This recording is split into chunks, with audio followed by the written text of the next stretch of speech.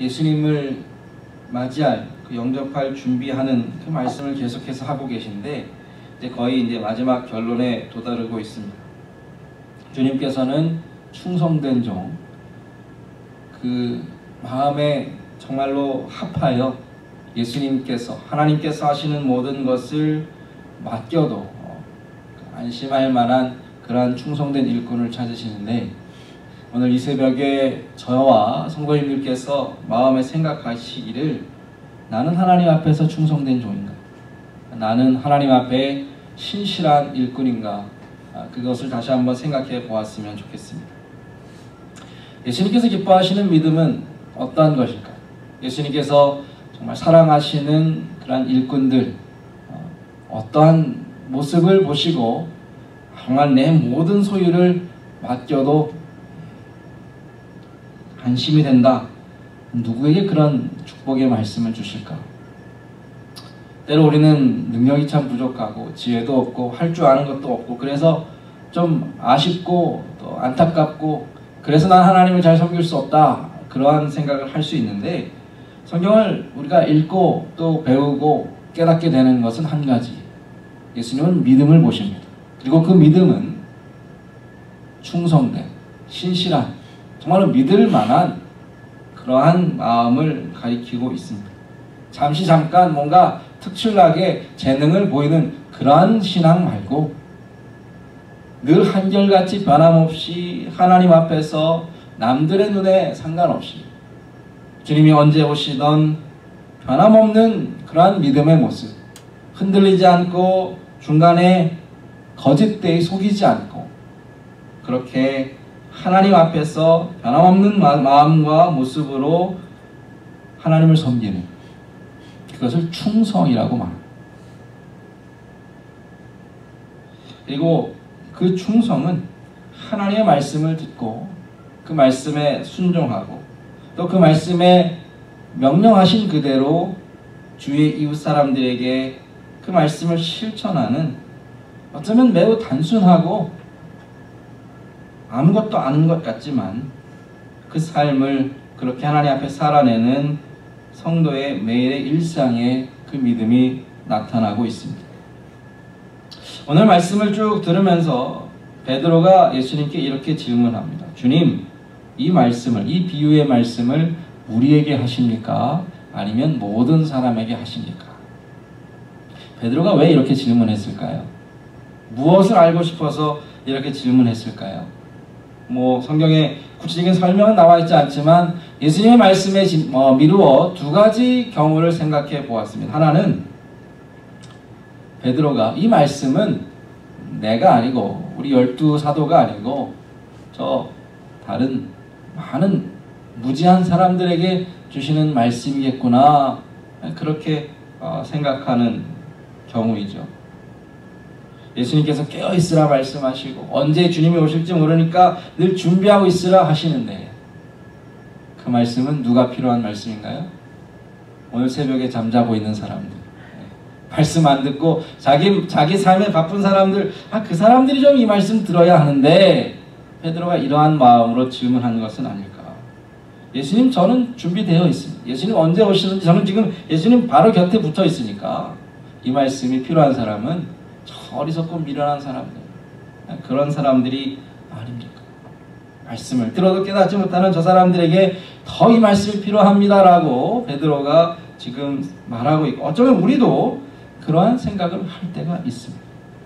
하나님의 은혜의 말씀이 선포되고 전해지는데 오늘 이 말씀 들어야 될 사람이 교회 안 나온 것 때문에 안타까워하고, 또 내 이웃, 내 친구 중에 아직 신앙을 갖지 못한 사람들이 이 말씀을 좀 들어야 하는데, 그런 마음 참 귀한 마음이죠. 좋은 마음입니다. 말씀을 좀 다른 사람들과 나누고 싶은 마음, 충분히 하나님께서 기뻐하실 마음인데, 한 가지 놓치는 것이 무엇이죠? 베드로가 또 어쩌면 우리가 놓치는 것이 무엇입니까? 먼저 우리가 은혜를 받아야죠. 하나님의 말씀을 들을 때마다, 또 개인적으로 말씀을 읽고 묵상할 때마다 먼저는 나에게 주시는 은혜, 정말 하나님께서 오늘 이 시간에 나에게 무엇을 말씀하고 싶으셔서 어떠한 축복과 은혜를 주시려고 이 말씀의 자리에 나를 두셨는가, 우리는 거기에 먼저 초점을 맞추어야 합니다. 예수님께서 깨어있으라 하셨는데 내가 깨어있지 못한 부분이 혹 아직도 있는 거예요. 주님께서 준비하라고 하셨는데 내가 아직도 준비되지 못한 모습들이 남아있지 않은가? 먼저 우리 자신을 돌아봐야죠. 주님께서 누구에게 이 말씀을 주신가요? 저에게. 우리에게 먼저 이 말씀을 주십니다. 베드로는 그렇게 질문했어요. 주님, 이 모든 말씀이 나에게 어떻게 적용되고 내가 무엇을 더 하기를 원하십니까? 주님, 가르쳐 주십시오. 베드로의 질문, 또 우리의 질문은 그렇게 질문해야 마땅합니다. 또 다른 경우는 정반대의 경우가 있습니다. 예수님, 예수님의 재림, 예수님의 나라가 임하는 것, 하나님의 축복이 임하는 것은 우리들에게 주시는 말씀이죠. 저 아무것도 모르는 저 무리들, 저 사람들이 이 말씀 들어야 무슨 깨달음이 있겠습니까? 찾아와서 형과 유산이나 걱정하고 돈이나 더 바라는 사람들, 이런 말씀 들으나 소용없습니다. 예수님, 우리들, 사도들, 제자들에게나 이 은혜가 필요한 것 아닙니까? 세상과 교회를 나누고 구분하고 세상 사람들이 하나님을 알지 못하는 것에 대해서 무관심하고 우리끼리만 은혜 받고 우리끼리만 정말 하나님의 그 축복을 누리면 그것으로 족합니다. 또 다른 잘못된 이해와 잘못된 생각일 수 있습니다. 예수님, 이 말씀을 우리에게 주시는 말씀입니까? 아니면 모든 사람에게 주시는 말씀입니까? 베드로의 질문에 예수님은 오히려 거꾸로 베드로에게 되묻고 계십니다. 42절에 보니까 주께서 이르시되 지혜 있고 진실한 정직이가 되어 주인에게 그 집 종들을 맡아 때를 따라 양식을 나누어 줄 자가 누구냐? 예수님은 우리에게, 말씀을 듣는 사람들에게 오히려 질문하십니다. 이 말씀을 믿음으로 받는 자가 누구냐? 누가 지금 이 말씀을 믿고 순종하고 있느냐? 누가 나의 진실하고 충성된 지혜 있는 정직이가 될 것인가? 라고 묻고 있습니다. 어떤 조직 안에 어떤 그 이너서클이라고 말하죠. 12사도들, 예수님 늘 곁에 있는 사람이건 아니면 저 멀리서 멀찍이서 주님을 말씀을 듣고 있는 사람이건 어떤 사람이 이 말씀을 받고 있고 어떤 사람이 하나님의 말씀을 정말로 겸손히 받고 순종하는가? 주님은 그것을 묻고 찾고 계십니다. 우리가 이 자리에 있기 때문에, 우리가 교회 어떤 자리에, 조직에 속해 있기 때문에, 어떠한 자리에 또 위치에 있기 때문에 나는 자연히 주님 안에 있다라고 말하는 것, 주님 그것을 말씀하지 않으시고 날마다 하나님께서 주시는 말씀 앞에, 하나님께서 우리의 마음에 정말로 부딪히는 그 말씀 앞에 하나님, 내가 그 마음을, 그 말씀을 진실한 마음으로, 정직한 마음으로 받고 그 말씀에 따라 순종합니다. 주님은 그 믿음을 찾고 계십니다. 충성된 사람, 그 사람을 주님은 원하고 계십니다. 그러니까 우리에게 필요한 것은 어떻게 해서든지 주님께서 기뻐하시는, 주님께서 원하시는 그 지혜롭고 진실한 정직이 그 일꾼이 되기를 힘써야 합니다. 오늘 이 말씀이 나에게 필요한 말씀인가, 해당되는 말씀인가, 이것을 따지기 전에 오늘도 우리에게, 나에게 말씀을 주신 하나님 앞에 감사하고 그 말씀 앞에 나를 맞추는, 내 삶을 맡기는 그 일은 우리가 절대로 게을리할 수 없는 일입니다. 우리가 몇 주에 걸쳐서 정말로 이 주님을 영접하고 준비할 그 예비하는 믿음을 배우고 있는데, 그럼 무엇이죠? 한마디로 말하면 무엇입니까? 무엇이 주님을 맞이할 그 준비를 하는 것입니까? 네, 다시 그 말씀으로 돌아오면 충성이죠. 믿음이죠. 그 믿음은 주님이 오늘 오시든 내일 오시든 이 시간에 오시든 언제 오시든 늘 변함없이 맡은 일을 하고 있기 때문에 주인이 와서 그 일을 보고 그 모습을 보고 칭찬하는 것입니다. 우리가 오늘은 신앙이 좋고 내일은 신앙이 좀 덜하고, 아니 거꾸로 주일이 다가오니까 신앙이 좀 더 좋아지죠. 주일 지나면 신앙이 좀 떨어졌다가 우리 신앙이 늘 이렇게 요동치고 변하고 상황과 형편에 따라 달라지고 뭔가 뜨겁게 헌신할 것 같다가 또 그 헌신이 식어지고 그러면 주님 언제 오셔야 합니까? 신앙이 좀 뜨거울 때 오셔야 하지 않겠습니까? 그러나 우리 주님은 예기치 못할 때 알지 못할 때 오신다고 했는데 그러니까 칭찬받는 일꾼 하나님 앞에서 칭찬받는 성도는 언제나 한결같이 이 믿음을 지키기 위해 애쓰고 힘쓰는 성도입니다. 조금이라도 내 마음이 나태해지거나 게을러지거나 어리석은 마음에 사로잡히지 않도록 늘 우리 마음을 지키고 돌보는 것이죠. 거꾸로 게으름 피고 꾀부리는 종이 누구입니까? 주인이 오늘은 안 오시겠지.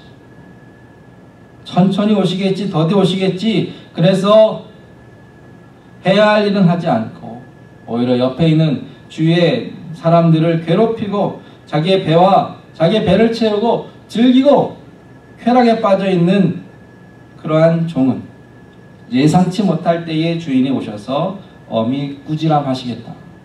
주님이 하신 말씀이니까 이런 일이 마땅히 당연히 일어나겠죠. 주님 오셨을 때에 칭찬받는 성도들이 있을 것이고 책망받는 종이 있을 텐데 뭐 어렵게 생각하지 않아도 지금 이 상태에 지금 이 시간 우리가 생각해 보면 짐작할 수 있습니다. 깨어서 하나님 앞에 기도하며 말씀 안에 살기를 애쓰는 성도들과 그 신앙을 잃어버리고 나태한 가운데 빠져있는 그런 모습이 날마다 나타나고 있는데 다른 사람 돌아볼 것이 아니라 내가 깨어 하나님 앞에 진실한 그러한 충성된 종의 삶을 살고 있는가 살펴보아야겠죠. 서두에 말씀드린 대로 주님께서 원하시는 모습은 뭔가 대단한 것을 요구하지 않으십니다. 하나님을 위해 우리는 큰 일을 감당하기를 원하지만 큰 일을 하기 이전에 먼저 우리가 힘써야 할 것은 작은 일에 작은 것에 충성하는 것입니다. 지난주의 말씀은 그냥 종이 해야 하는 일은 밤새도록 주인을 기다리고 있다가 잠들지 않고 깨어 기다리고 있다가 문만 제때 열어주는 것으로 주인은 칭찬하겠다 그랬습니다. 물론 밤 꼬박 새는 것 어려운 사람도 있겠지만 크고 어려운 일 아니잖아요. 문을 잘 지키고 있다가 주인이 두드리면 그 즉시 문 열어주는 것 모두가 할 수 있는 일 아닙니까? 오늘 말씀에 보면 주인이 종에게 맡긴 일은 때를 따라 밥때가 되면 식구들에게 먹을 것을 양식을 나눠주는 게 종이 해야 할 일. 하루 3번 식구들에게 음식 나눠주는 일 충분히 할 수 있는 일입니다. 물론 요즘 뭐 다 집안에 계시니까 하루 3끼 밥 해드시는 것 뭐 어려울지 모르겠습니다. 그러나 마음에 정직하게 정말로 꾸준히 충성된 마음으로 그 일만 잘하고 있으면 그 작은 일에 우리가 충성하고 있으면 주인이 와서 그 모습을 보고 기뻐하면서 그 종에게 주는 상이 무엇이죠? 모든 소유를 하나님의 그 모든 것을 그 성도들에게 그 충성된 일꾼들에게 맡기시겠다 그랬습니다. 뭐 주인의 재산이 얼마나 되는지 그게 중요한 것이 아니라 무엇이죠? 하나님께서 우리를 그만큼 믿어주시겠다라는 겁니다. 내가 어느 성도는 정말로 내 모든 것을 맡겨도 마음에 기쁘다라는 그러한 하나님의 신뢰, 신임, 칭찬, 사랑 그 사랑을 받는 성도가 되어야 하지 않겠습니까?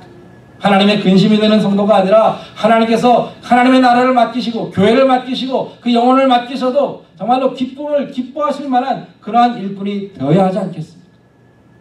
나를 충성되이 여겨 일꾼 삼으신 하나님, 사도 바울은 그렇게 하나님 앞에 감사하고 그렇게 충성된 마음으로 주님을 섬깁니다.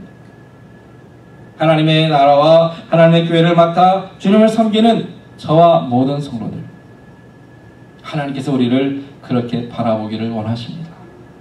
그 작은 일에 정말로 충성하여 하나님의 나라를 위해 수고하고 애쓴다라면 주님 다시 오셨을 때에 칭찬하시고 뿐만 아니라 주님과 함께 모든 것을 다스리게 하시는 그 은혜를 받아 누릴 것입니다. 말씀을 정리합니다. 어려운 때일수록 사람들은 정도를 갖기보다는 어떻게 합니까? 쉬운 길, 편한 길, 편법을 쓰고 눈속임하고 그래서 적당히 이 길을 모면하기를 원하지만 믿음의 성도들은 어려운 때일수록 힘든 상황일수록 정도를 걸어갑니다. 바른 길, 옳은 길을 걸어갑니다. 힘들고 어려워도 끝까지 그 믿음의 길을 놓지 않습니다. 그것이 충성이고 그것이 믿음이고 그것이 하나님, 주님 오실 그 길을 예비하고 주님을 영접할 그날을 사모하는 믿음인 줄로 확신합니다. 하나님께서 주님께서 우리에게 이 충성된 마음, 변함없는 믿음, 신실한 우리의 삶을 허락하시도록 기도하시고 그 믿음 가운데 우리의 삶을 축복된 길로 인도하시기를 기도하는 이 시간 되기를 축복합니다. 같이 기도하겠습니다.